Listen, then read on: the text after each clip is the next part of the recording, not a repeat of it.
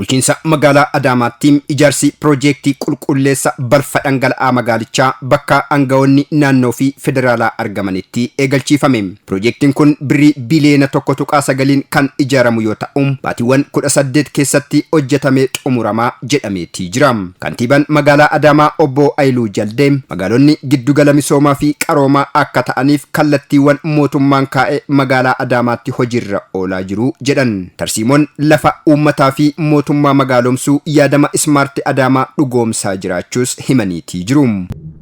Uummata miliyoona 1 olitu tajaajila nurraa argata. Investimentii gurguddaaf dhaabbilee federaalaa gurguddaan daandiiwwan biyya wal qunnamsiisan gurguddaan Adaamaa keessa darbu.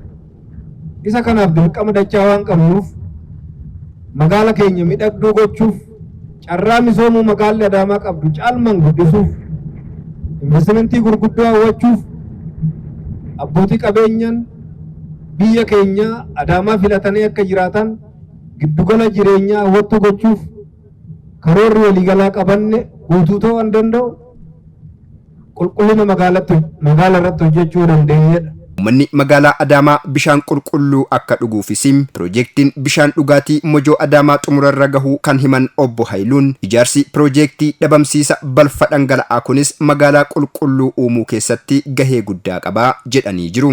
Piroojeektiin guyyaa irraa jalqabsiifnu qulqullina magaalaatiif iddoo olaanaa qabu balfa dhangala'aa akkaatuma addunyaan irra gaheen adeemsa keessa turre keessaa kan nu baasu ammayyummaa magaalaa Adaamaatiif gahee olaanaan taphatu misoomawwan eegalle itti fufsiisuuf caalmaadhaan faayidaa kan qabu akka waliigalaatti piroojeektii guddaa fi hojiiwwan itti aansinee hojjennuuf hawaasa jiruuf jireenyi isaa fooyya'e magaalicha keessatti qabaachuudhaaf piroojeektii gahee guddaa qabu waan ta'eef hooggantuun biiroo bishaanii fi inerjii Oromiyaa Injiinar Miliyoon Baqqalaa tarsiimoo fi imala badhaadhinaa keessaa tokkoon waliin gahinsa bishaan dhugaatii qulqulluu ta'uu himuun magaalaa Adaamaa dabalatee magaalota gurguddoo 6 keessatti piroojeektiin bishaan dhugaatii fi dhabamsiisa balfa dhangala'aa ijaaramaa jiraachuu himaniitii jiru.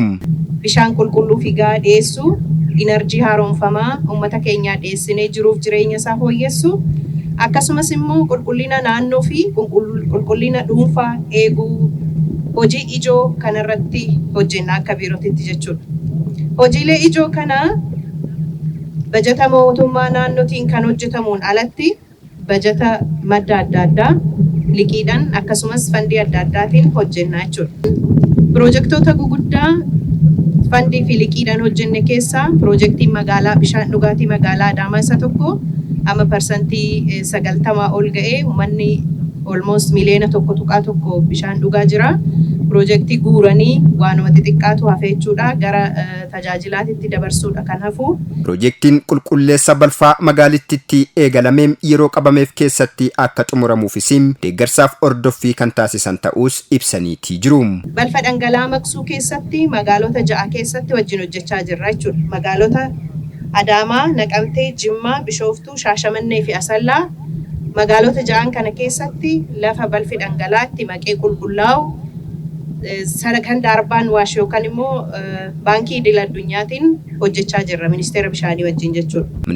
Ministeera bishaanii fi inerjii Itoophiyaa Dr. Injiinar Abtaamuu Ittafam magaalaa qulqulluu fi hawaasa fayya qabeessa ta'e horachuuf balfa immallee dhabamsiisuun murteessaa ta'uu himuun piroojeektichi magaalaa qulqulluu uumuun cinatti carraa hojii guddaa dargaggootaaf uumuu kan danda'u ta'uu himaniitii jiru.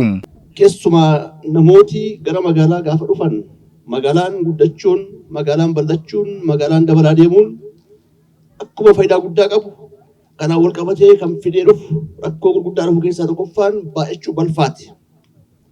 Balfi magaalaa keessa gaafa baay'atu namaaf jireenyaaf kan hin mijanne, dhukkuba garaagaraa fidee kan dhufu, qulqullina magaalaa eeguuf kan hin mijanne, magaalaa keenya kan qucarsu waan ta'eef keessumaa baay'ata mootummaatiin kan argamus dabalatee liqii biyya alaatii argannu deeggarsa biyya garaagaraa argannu fayyadamuudhaan magaalaa Itoophiyaa keessan hundi isaanii hamma danda'ametti akka isaan balfarraa bilisa ta'an gochuuf hojii gurguddaa hojjechaa jirra.